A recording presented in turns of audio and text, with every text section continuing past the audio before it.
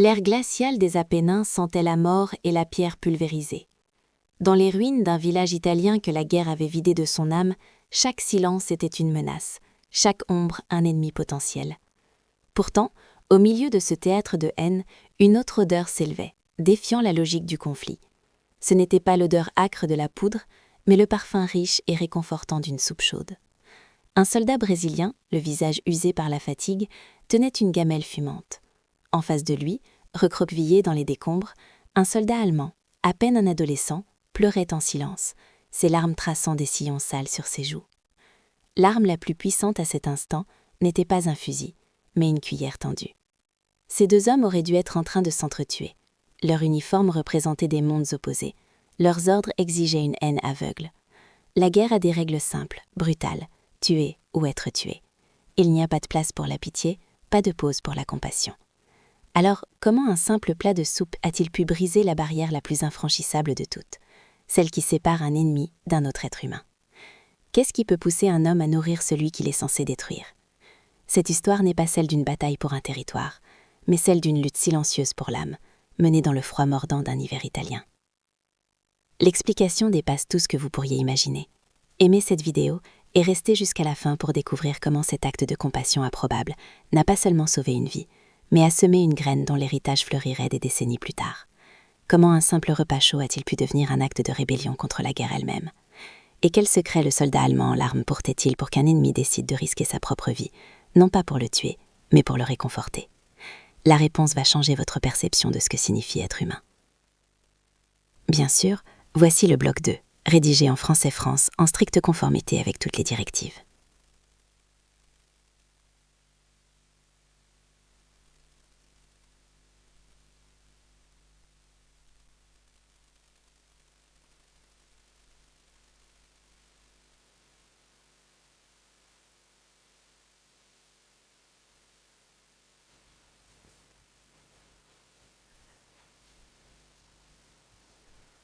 Les adieux furent brefs et maladroits, chargés de promesses qu'il n'était pas sûr de pouvoir tenir.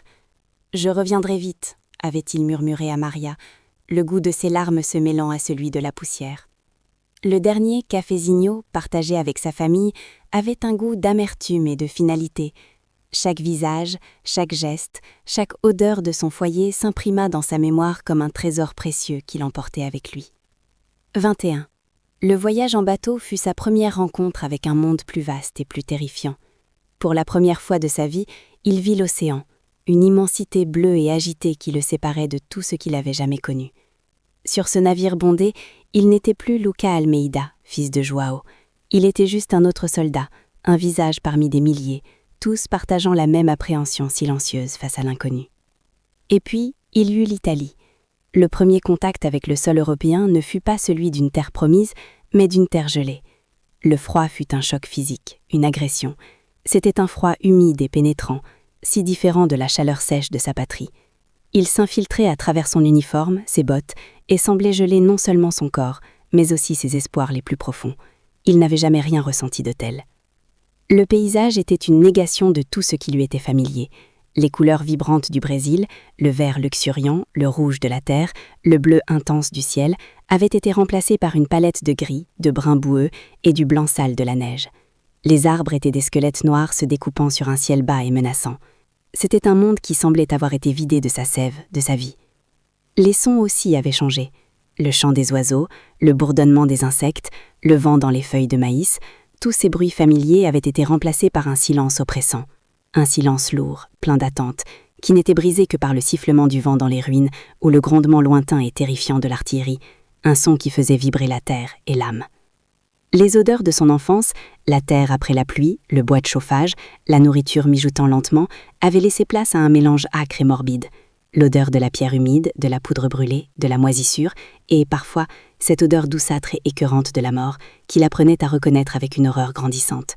Chaque inspiration était un rappel du danger. Mais le pire de tout, c'était la faim. Une faim constante, sournoise, qui creusait son estomac et son oral. Les rations, composées de biscuits durs comme de la pierre et de conserves sans saveur, n'étaient jamais suffisantes. La nuit, dans le froid mordant de sa guérite, il fermait les yeux et essayait de se souvenir du goût de la feijoada de sa mère. Mais ce souvenir était une torture, un fantôme cruel. Son uniforme lui semblait être une cage de tissu. Il le séparait non seulement de l'ennemi, mais aussi de lui-même. Il avait effacé l'agriculteur pour le remplacer par un soldat. Il se regardait parfois dans le reflet d'une flaque d'eau et avait du mal à reconnaître le jeune homme au visage émacié et au regard hanté qui le fixait. Il se sentait comme un acteur dans une pièce macabre dont il ne comprenait pas le scénario. La peur était sa compagne de tous les instants. Ce n'était pas seulement la peur d'une balle ou d'un éclat d'obus, c'était une peur plus profonde. La peur de l'inconnu, la peur de perdre son humanité, la peur d'oublier le visage de sa mère ou le son du rire de Maria. Il craignait que le froid de l'Italie ne finisse par éteindre la chaleur de ses propres souvenirs. L'entraînement lui avait appris à déshumaniser l'ennemi. L'Allemand était une cible, une silhouette, un concept. Il fallait haïr l'uniforme, pas l'homme. Mais comment faire la différence quand le doigt est sur la gâchette ? Il s'accrochait à cette idée, car c'était le seul moyen de ne pas devenir fou, de justifier sa présence dans cet enfer si loin de chez lui. Pourtant, dans le silence de ses gardes, des questions interdites venaient le hanter. Le soldat d'en face, avait-il une mère qui s'inquiétait pour lui ? Rêvait-il aussi de nourriture chaude et d'un lit confortable ? Avait-il lui aussi laissé derrière lui une vie simple et des amours ? Cette pensée était dangereuse, car elle érodait la certitude nécessaire pour tuer. Il voyait la souffrance sur le visage des civils italiens, ces fantômes errant dans les ruines de leur propre vie. Leur faim, leur peur, leur désespoir étaient un miroir de ce qu'il ressentait lui-même. Il n'était ni ami ni ennemi, juste d'autres victimes. Et en les voyant, la ligne de démarcation entre nous et eux devenait de plus en plus floue, de plus en plus absurde. Une phrase de son père revenait souvent à son esprit, une phrase prononcée sous le soleil du Sertaio. Un homme ne se mesure pas à ce qu'il a, Lucas, mais à ce qu'il donne quand il n'a plus rien. Cette parcelle de sagesse, née d'une terre de pauvreté et de solidarité, était un fragile bouclier contre la brutalité qui l'entourait. C'était l'essence de son identité. Ainsi, l'homme qui se tenait de garde dans ce village détruit n'était pas qu'un soldat de la force expéditionnaire brésilienne. Il était un condensé de contradictions. Il était un agriculteur formé pour tuer, un fils du soleil grelottant dans la neige, un homme dont le cœur avait été éduqué au partage, mais dont la main tenait une arme conçue pour prendre. 34. Ce conflit intérieur faisait rage en lui, plus violemment que n'importe quelle bataille extérieure. La chaleur de son éducation luttait contre la logique glaciale de la guerre.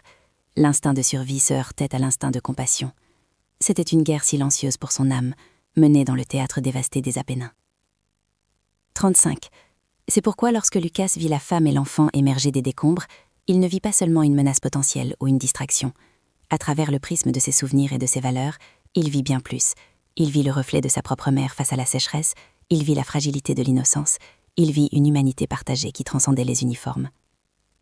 36. Tout son passé, tout ce qu'il était avant la guerre, le fils, le fermier, le voisin, convergeait en cet instant précis. Les ordres de ses supérieurs criaient la prudence et la méfiance, mais le souvenir de la voix de son père murmurait la compassion. Il était à la croisée des chemins, un choix à faire qui ne déterminerait pas l'issue d'une bataille, mais définirait l'homme qu'il était vraiment. 37. La chaleur du sertan qu'il avait si désespérément cherché pour combattre le froid physique ressurgit de l'intérieur. Ce n'était plus un simple souvenir, mais une force active, un principe moral. C'était la chaleur de la communauté, de l'empathie, du devoir de prendre soin de l'autre, même au milieu d'un monde qui ordonnait de détruire. 38. Il regarda la musette à pain à sa hanche, contenant ses maigres rations. Pour le soldat, c'était une question de survie. Pour l'homme qu'il était au fond de lui, c'était une opportunité. Une chance de prouver que même dans l'endroit le plus froid et le plus sombre de la Terre, la chaleur d'un simple geste humain pouvait encore exister et avoir un sens. 39. Le contraste entre les deux mondes n'avait jamais été aussi frappant. Le Brésil, terre de partage même dans la pénurie. L'Italie en guerre, terre de méfiance où chaque morceau de pain était un trésor à défendre. Lucas était le pont entre ces deux réalités, et il devait choisir de quel côté il allait se tenir, non pas géographiquement, mais moralement. 42.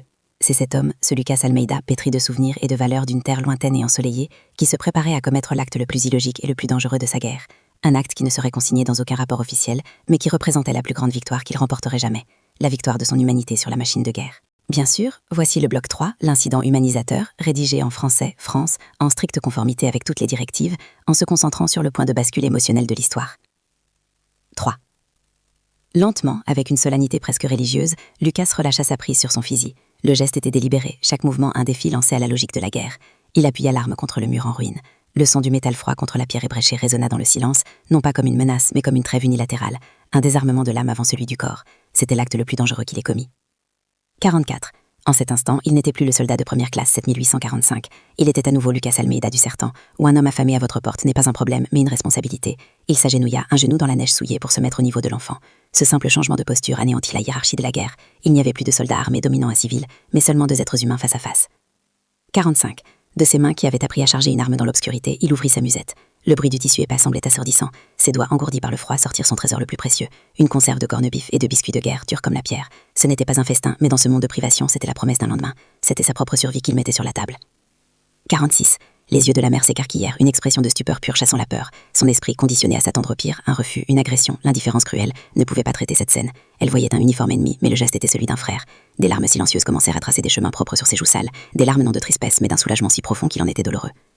47. De l'autre côté de la rue en ruine, le monde Helmut bascula.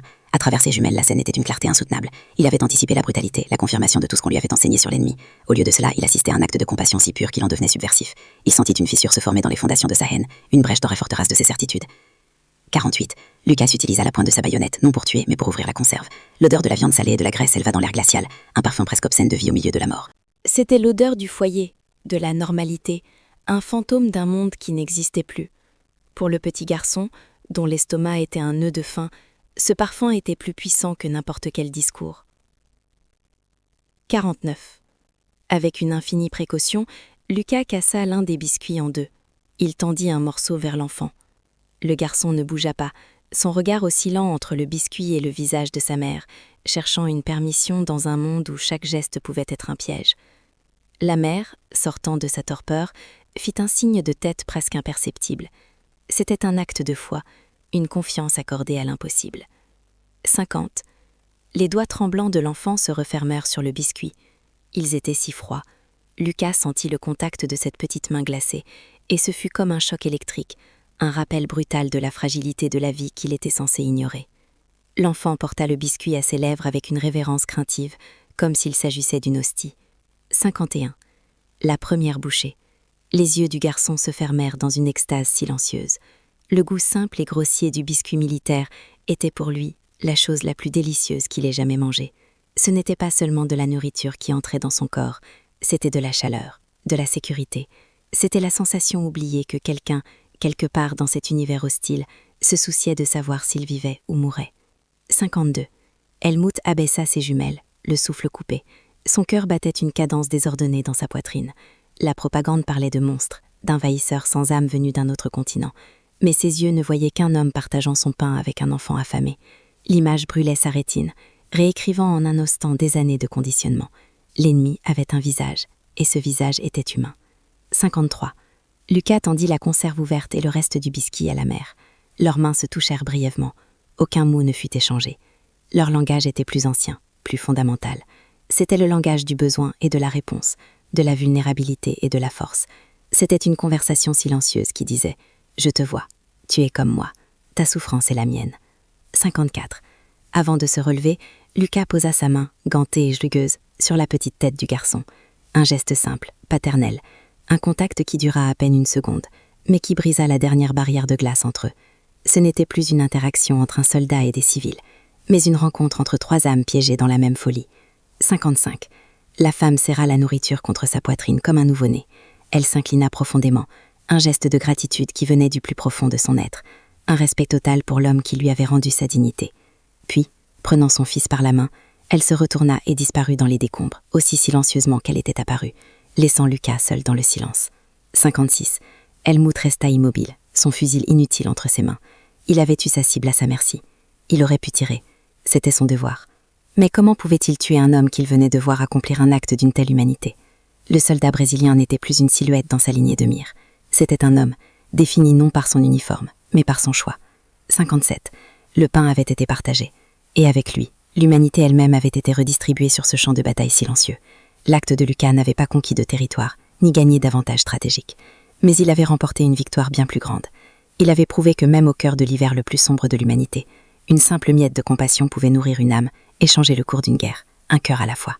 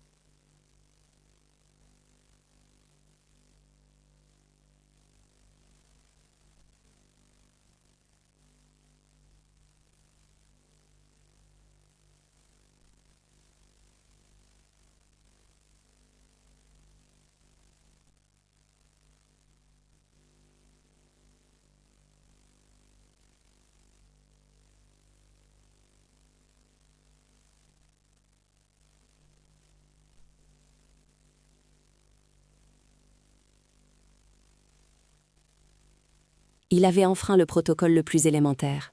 Un supérieur aurait pu le voir et les conséquences auraient été sévères. Mais cette peur fut aussitôt balayée par une conviction sereine et inébranlable. Quoi qu'il arrive, il avait fait ce qui était juste. Dans ce monde devenu fou, il venait de poser un acte d'une parfaite et simple logique. 62. Son regard se posa de nouveau sur les ruines. Elles ne lui apparaissaient plus seulement comme le squelette d'un monde mort. Dans l'ombre où la femme et l'enfant avaient disparu, il percevait désormais une persistance, une étincelle de vie têtue qui refusait de s'éteindre. Il comprit que son geste n'avait pas seulement nourri deux corps, il avait nourri cette flamme fragile, prouvant qu'elle pouvait survivre même dans les décombres. 63.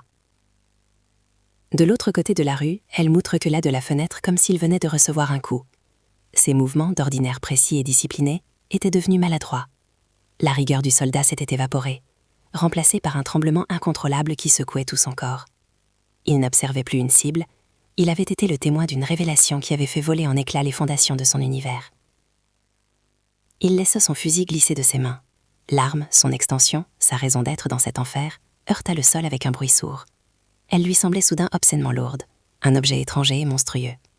Son unique but, ôter la vie à un homme comme celui qu'il venait de voir en affirmer une autre, lui parut soudain d'une absurdité insoutenable. Il ne pouvait plus la toucher. 66. L'image du soldat brésilien s'agenouillant devant l'enfant tournait en boucle dans son esprit, implacable. Chaque détail, la douceur du geste, l'absence de menace, le partage du pain, était un marteau qui brisait les murs de la propagande. Le visage de l'ennemi qu'on lui avait appris à haïr comme une bête était celui d'un homme meilleur peut-être que lui-même. Une larme solitaire et brûlante s'échappa de son œil et traça un sillon propre sur la crasse de sa joue. Le froid la saisit instantanément, la transformant en une perle de glace. C'était la manifestation physique et tangible de la débâcle qui avait lieu en lui. Le gel de ses certitudes commençait à fondre, et cette première larme était le signe du dégel douloureux de son âme endurcie. Une image fulgurante lui traversa l'esprit, celle de sa petite sœur Greta, à la maison, dont le visage s'illuminait de la même joie pure pour un simple carré de sucre. Le visage du petit garçon italien, au moment de la première bouchée, portait cette même extase sacrée. Et il n'y avait aucune différence. L'enfance affamé avait le même visage, la même innocence, de part et d'autre des lignes de front. L'ennemi n'était plus un concept abstrait. Ce n'était plus une silhouette anonyme dans le viseur, une statistique dans un rapport, une caricature dans un journal. L'ennemi avait la main douce d'un père et le regard inquiet d'un frère. L'ennemi, réalisa-t-il avec une horreur vertigineuse, était un miroir. Un reflet de lui-même, piégé dans un autre uniforme, sous un autre drapeau. Helmut s'effondra sur une caisse de munitions, le visage en fouillant ses mains. Un sanglot rauque qui étringlé s'échappa de sa gorge, un son qu'il n'avait pas émis depuis son enfance. Ce n'était pas un deuil pour un camarade tombé, mais pour sa propre innocence perdue, pour la haine qu'on lui avait injectée comme un poison, et qu'il avait accepté sans discuter. Il pleurait sur lui-même. 67. Il se souvint des dernières lettres de sa mère, pleines de détails banals sur la vie à Hambourg. Elle s'inquiétait de savoir s'il avait assez chaud, s'il mangeait à sa faim. Chaque lettre se terminait par la même phrase. « Reste un homme bon, mon fils. » Comment rester un homme bon ici ? La question le hantait. Aujourd'hui, il avait eu la réponse. Elle était de l'autre côté. Ce soldat brésilien avait été un homme bon. Pas un bon soldat, selon la logique cruelle de la guerre, mais un homme bon. La distinction entre les deux lui apparut soudain comme un gouffre immense, une faille tectonique qui séparait la survie de l'âme de la survie du corps. Et il comprit qu'il s'était trompé de camp, non pas politiquement, mais humainement. Il se fit une promesse silencieuse. Il ne pouvait pas arrêter cette guerre absurde, mais il ne serait plus une de ses pièces consentantes. Il ne tirerait pas aujourd'hui. Il honorerait ce qu'il avait vu. Il se souviendrait du visage de l'homme qui, au lieu de prendre une vie, avait choisi de la nourrir, et ce souvenir serait désormais son seul bouclier contre la folie. Pendant ce temps, dans la cave humide et glaciale qui leur servait d'abri, la mère italienne partageait la nourriture. Elle cassa le biscuit avec une précaution religieuse, comme s'il s'agissait d'une hostie. Le son sec du biscuit qui se brise résonnait dans le petit espace comme la promesse d'un jour nouveau, un son de vie au milieu d'un tombeau de béton. Elle donna le plus gros morceau à son fils. En le regardant manger, ses petites mâchoires travaillant avec une concentration totale, elle vit plus que la faim apaisée. Elle vit une étincelle de vie revenir dans ses yeux trop grands, une touche de couilleur sur ses joues cireuses. Elle prit pour elle-même une minuscule bouchée de la viande en conserve. Le goût salé et gras explosa sur sa langue, si intense qu'il lui donna le vertige. C'était le goût d'un monde d'avant, un monde où la nourriture n'était pas une obsession, où la sécurité n'était pas un luxe. C'était le goût poignant et douloureux de la normalité perdue, et des larmes de gratitude coulèrent sur son visage. Elle murmura une prière, non pas à un saint lointain, mais à la mémoire du visage du soldat. Elle ne connaissait ni son nom, ni sa langue, ni la couleur de son drapeau. Pour elle, il était simplement le soldato buono, le bon soldat. Elle graverait cette histoire dans la mémoire de son fils, comme un conte de fées réel, la seule leçon qui comptait vraiment. Une fois la nourriture terminée, elle ne jeta pas la boîte en fer-blanc. Elle la nettoya soigneusement et la serra contre sa poitrine comme le plus précieux des trésors. C'était une relique, la preuve tangible que même quand le monde entier semblait avoir sombré dans la barbarie, l'humanité pouvait encore surgir, inattendue et lumineuse, dans le geste d'un seul homme. Séparés par des murs effondrés, des lignes de front et des océans d'idéologie, 3 destins venaient d'être liés à jamais par un morceau de pain. Un agriculteur brésilien, un étudiant allemand et une mère italienne. Sans échanger un mot, ils avaient participé à un armistice secret, une trêve de l'âme au cœur de la bataille la plus féroce de l'histoire. Autour d'eux, la guerre n'avait pas cessé. Le grondement lointain de l'artillerie était toujours là, rappel constant de la démence collective. Mais dans ce petit coin oublié d'Italie, un acte de bonté silencieux avait créé une poche de paix, une réalité alternative où la compassion était plus forte que les bombes. Une anomalie magnifique et fragile. Lucas sentit le poids de son geste, non comme un fardeau, mais comme une ancre. Cette ancre le reliait à la terre, à l'homme qu'il était avant l'uniforme, l'empêchant de dériver dans la cruauté et l'indifférence que la guerre exigeait. Il avait risqué sa vie, mais il avait sauvé quelque chose de bien plus important, son identité profonde. Helmut, lui, ressentit ce poids comme une libération. L'allure d'armure de la haine qu'on l'avait forcé à porter venait de se fissurer, lui permettant enfin de respirer. Il était plus vulnérable maintenant, exposé au doute et à la pitié, mais il était aussi, pour la première fois depuis des mois, pleinement et terriblement humain. Il était redevenu un homme. Le moment était passé, une simple ondulation à la surface du vaste océan de la guerre. Mais ses répercussions venaient à peine de commencer. Une graine avait été plantée dans le sol gelé du désespoir, une graine de dignité, de reconnaissance mutuelle, une graine qui, contre toute attente, prendrait racine et refuserait de mourir dans le long hiver à venir. Absolument. Voici le bloc 5, rédigé en français, France, en respectant scrupuleusement chacune des directives, y compris le saut temporel abrupt, le nombre de paragraphes et la contrainte de caractère pour un impact émotionnel maximal. 30.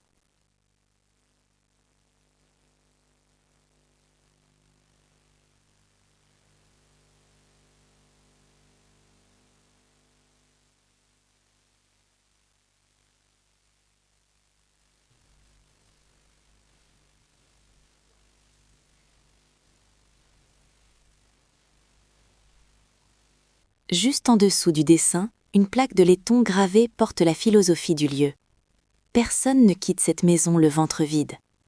Car nous avons appris, à l'ère la plus sombre, qu'un plat partagé est plus qu'un repas. C'est un acte de dignité. C'est la reconnaissance que nous appartenons tous, sous chaque drapeau, à la même et unique famille, la famille humaine. C'est la leçon née d'un biscuit de guerre. 89. Marco raconte comment sa mère, jusqu'à son dernier souffle, a parlé du soldato buono. Après la guerre, avec presque rien, elle a utilisé sa cuisine non seulement pour nourrir sa famille, mais aussi ses voisins. Ce petit restaurant est le fruit de cette graine plantée il y a si longtemps. L'acte de générosité anonyme d'un seul homme était devenu la vocation de toute une lignée, une chaîne de compassion transmise de génération en génération. 90. Pendant des décennies, l'histoire n'avait que 2 personnages principaux, le soldat brésilien sans nom et une famille italienne reconnaissante.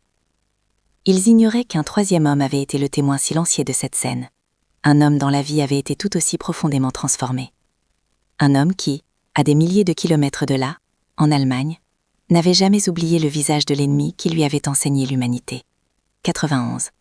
Un matin de printemps, en 1998, une lettre est arrivée au village. Le cachet de la poste était allemand. L'enveloppe, usée par un long voyage, était adressée non pas à une personne, mais au propriétaire du restaurant, Il Pane del Soldato. La lettre était écrite d'une main tremblante, celle d'un vieil homme cherchant à fermer le dernier chapitre de sa vie. C'était la main d'Helmut. 92. Dans cette lettre, Helmut racontait tout. Il décrivait sa position dans le bâtiment en ruine, son fusil pointé, sa haine prête à être déchargée. Il décrivait la scène qu'il avait observée à travers ses jumelles, cet acte de compassion qu'il n'avait d'abord pas pu comprendre. Il avouerait que cette image avait brisé quelque chose en lui, la certitude froide et mécanique qui faisait de lui un soldat efficace. 93. Cet homme que je devais tuer m'a sauvé, écrivait Helmut. Il ne m'a pas sauvé d'une balle, mais de la haine qui me dévorait de l'intérieur. J'ai vu en lui ce que nos chefs nous disaient ne pas exister chez l'ennemi, une âme. Ce jour-là, je n'ai pas tiré, et je n'ai plus jamais été le même soldat. J'ai passé le reste de la guerre à éviter le combat, hanté par le souvenir de cet acte de bonté. 94. Helmut expliquait avoir passé des années après la guerre à essayer de se pardonner son rôle dans le conflit. Le seul souvenir qui lui apportait la paix était celui du soldat brésilien. Récemment, un article dans un magazine de voyage allemand sur « Les trésors cachés de l'Italie » avait parlé d'une petite trattoria au nom étrange et à l'histoire touchante. Il avait su avec une certitude absolue qu'il avait enfin trouvé ce qu'il cherchait. 95. La lettre se terminait par une requête humble. Helmut ne cherchait pas le pardon, mais la confirmation. Il voulait savoir si le soldat avait survécu. Il joignait une vieille photo de lui-même, jeune et en uniforme, comme pour prouver la véracité de son récit. Et il demandait, si possible, de transmettre son histoire au soldat ou à sa famille, pour qu'il sache que son geste avait sauvé non pas une, mais 2 vies ce jour-là. 96. Marco, en lisant la lettre, sentit les larmes couler sur ses joues. L'histoire qu'il avait chérie toute sa vie venait de s'enrichir d'une nouvelle dimension, plus profonde et plus poignante encore. L'acte de l'ange brésilien n'avait pas seulement nourri un enfant affamé, il avait désarmé un ennemi sans tirer un seul coup de feu. C'était la preuve ultime que la compassion était l'arme la plus puissante de toutes. 97. Commence alors une quête improbable, un pont jeté par-dessus 70 ans d'histoire.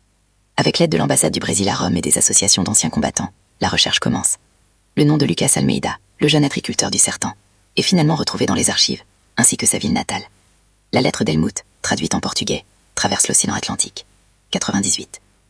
La lettre arrive non pas dans une ville européenne verdoyante, mais dans un paysage de terre rouge et de soleil implacable. Elle est remise à une femme âgée, la fille de la sœur de Lucas. Lucas lui-même, le héros silencieux de cette histoire, s'était paisiblement quelques années auparavant, après une longue vie passée à cultiver sa terre, sans jamais savoir parler des détails de la guerre à sa famille. 99. Ce soir-là, sous le porche de la modeste maison familiale, 3 générations se rassemblent. Le petit-neveu de Lucas, un jeune homme qui ne connaissait son grand-oncle que comme un vieil homme taciturne et bon, lit la lettre à voix haute. Le crépuscule brésilien descend lentement, et les mots d'un soldat allemand remplissent le silence, traversant le temps et l'espace, pour raconter une histoire inconnue. 100. Dans le silence qui suit la lecture, la famille regarde le portrait de Lucas accroché au mur. Il voit maintenant au-delà du fermier et du patriarche. Il voit les jeunes hommes qui, dans le froid glacial d'un pays étranger, n'a pas oublié les leçons de sa terre. Qu'un homme ne se mesure pas à ce qu'il prend, mais à ce qu'il donne. Son acte le plus héroïque n'avait pas été un acte de guerre, mais de paix. 11. Le petit-neveu de Lucas, les yeux brillants de larmes, serre la lettre dans sa main. Il comprend soudain la véritable nature de l'héritage de son grand-oncle. Ce n'était pas la terre qu'il laissait derrière lui, ni la maison qu'il avait construite. C'était cette histoire. La preuve qu'un homme simple, armé seulement de sa propre humanité, pouvait laisser une marque indélébile sur le monde. 102. Quelques mois plus tard, une nouvelle photo arrive à la trattoria Il Pane del Soldato. Elle montre la famille brésilienne de Lucas, souriante sous le soleil du Sertão, tenant le portrait de leur ancêtre. Marco place cette photo à côté du dessin de l'enfant et de la lettre d'Helmut. Le triptyque est complet. 3 destins, autrefois ennemis, sont désormais unis pour l'éternité sur ce mur. 103. L'Italie, l'Allemagne, le Brésil. La mer, l'ennemi, le sauveur. Tous sont réunis par le fil d'or d'un simple geste. Le pain partagé dans les ruines de 1944 est devenu un banquet de mémoire, un festin de réconciliation qui continue de nourrir les âmes de ceux qui entendent son histoire. Le petit acte de Lucas est devenu un héritage universel, un conte de faits réels. 104. Julia, la petite fille de Marco, regarde le mur. Elle ne voit pas seulement des reliques du passé, elle voit une feuille de route pour l'avenir. Elle comprend que l'histoire de sa famille n'est pas seulement une histoire de survie, mais une leçon active. C'est le devoir de se souvenir que derrière chaque uniforme, chaque étranger, chaque autre, il y a un cœur qui bat, capable de donner et de recevoir de la bonté. 105. Le restaurant de Marco n'est plus seulement un lieu où l'on mange, c'est un lieu de pèlerinage. Des voyageurs du monde entier, ayant entendu l'histoire, viennent s'asseoir à ces tables. Ils ne viennent pas seulement pour les pâtes, mais pour goûter à quelque chose de bien plus rare, l'espoir. Ils viennent pour se souvenir qu'au milieu du bruit et de la fureur, la petite voix de l'humanité ne se tait jamais. 106. La transformation initiée ce jour d'hiver est maintenant achevée. Pour Lucas, ce fut la réaffirmation de son identité. Pour Helmut, ce fut la rédemption de son âme. Pour Marco et sa famille, ce fut la fondation d'une vie de gratitude. L'ondulation créée par un seul geste a traversé l'océan du temps, et ces vagues douces continuent de toucher des rivages lointains et inattendus. 107. Lucas n'a jamais su l'impact total de son geste. Il est retourné à sa vie simple, portant le poids silencieux de la guerre comme tant d'autres. Mais son humanité, exprimée dans ce moment fugace, a fleuri bien au-delà de sa propre vie, créant un jardin de paix dans les cœurs de ceux qu'il n'a jamais connus. Il n'a pas gagné de médaille pour cet acte, mais il a remporté une victoire bien plus grande. 108. Helmut, dans sa lettre, avait écrit une dernière phrase qui résonnait maintenant pour tous. Certains historiens diront que mon pays a perdu la guerre, mais grâce à votre grand-père, ce jour-là, dans ce village en ruine, je peux dire qu'au moins un Allemand a remporté une victoire. J'ai gagné la chance de rester un homme. C'était la reconnaissance ultime du pouvoir de l'empathie. 109. Le pain, élément central de cette histoire, est devenu un symbole puissant. Il représente la nourriture, la vie, la survie. Mais dans ce contexte, il représente bien plus. Il est le corps de l'humanité partagée, rompu non pas dans un sacrifice religieux, mais dans un acte de reconnaissance mutuelle. Il est la preuve que ce qui nous unit est bien plus fondamental que les idéologies qui nous divisent. 110. L'héritage de Lucas Almeida n'est pas gravé dans la pierre d'un monument, mais il est pétri chaque jour dans la pâte du pain de la trattoria de Marco. Il est lu dans les mots d'un vieil Allemand cherchant la paix. Il est ressenti dans la fierté d'une famille brésilienne découvrant la véritable grandeur de son ancêtre. C'est un héritage vivant, qui respire et qui continue de nourrir. 111. La guerre avait pour but de créer des frontières, de creuser des fossés entre les hommes. Mais le geste de Lucas a fait le contraire. Il a construit un pont invisible, un pont qui a résisté à cette décennie, traversant les continents et les anciennes lignes de front. Un pont fait non pas d'acier ou de béton, mais de la substance la plus solide qui soit, la compassion humaine. 112. Ainsi l'histoire ne s'est pas terminée lorsque la femme et l'enfant ont disparu dans les ruines. Ce n'était que le début. La graine plantée dans la neige souillée de sang d'un hiver italien a germé. Contre toute attente, elle a traversé le sol gelé de la haine et a grandi pour devenir un arbre magnifique, dont les branches offrent aujourd'hui de l'ombre et des fruits à un monde qui en a toujours désespérément besoin. Absolument. Voici le bloc 6, rédigé en français, France, en respectant scrupuleusement chacune des directives pour conclure l'histoire de manière poignante et universelle. 113. L'histoire de Lucas, de Helmut et de Marco n'est pas seulement une note de bas de page dans les grands récits de la Seconde Guerre mondiale. Elle nous rappelle que les conflits ne sont pas que des statistiques ou des frontières redessinées.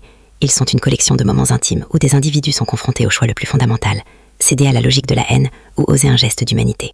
La véritable victoire, la seule qui perdure, n'est pas celle remportée sur un champ de bataille, mais celle qui se gagne, silencieusement, dans le cœur d'un homme qui choisit de voir un frère dans celui qu'on lui a ordonné de considérer comme un ennemi. 114. La force expéditionnaire brésilienne a laissé en Italie plus que le souvenir de soldats courageux. Elle a laissé des semences de son âme. Des hommes comme Lucas ont transporté à travers un océan non seulement leur équipement militaire, mais aussi la chaleur de leur culture, cette conviction que le partage est un devoir. Cet héritage n'est pas gravé dans la pierre froide des monuments, mais il est vivant, pétri chaque jour dans le pain d'une trattoria et transmis dans les récits d'une famille qui a appris que la gratitude est la plus belle forme de mémoire. 115. Les petits actes de bonté ne sont jamais vraiment petits. Ils sont des ondulations sur l'océan du temps. Le biscuit partagé par Lucas était une graine plantée dans la terre gelée du désespoir, qui, des décennies plus tard, a fleuri en un arbre de compassion, unissant 3 nations par des liens plus forts que n'importe quel traité de paix. C'est la preuve irréfutable que la force la plus puissante au monde n'est pas la capacité de détruire, mais l'indomptable capacité de l'être humain à reconnaître son semblable, même au cœur des ténèbres les plus profondes. 116. Cette histoire est un flambeau. Si vous croyez, vous aussi, que notre humanité se définit par ces moments de grâce, aidez-nous à maintenir cette flamme vivante. Partagez ce récit, non pas comme une simple vidéo, mais comme un testament, pour que la bonté de ces hommes ne soit jamais oubliée, pour nous rappeler que chacun de nous, chaque jour, a le pouvoir de choisir l'empathie plutôt que l'indifférence, et de changer le monde. Un geste, un repas, un cœur à la fois.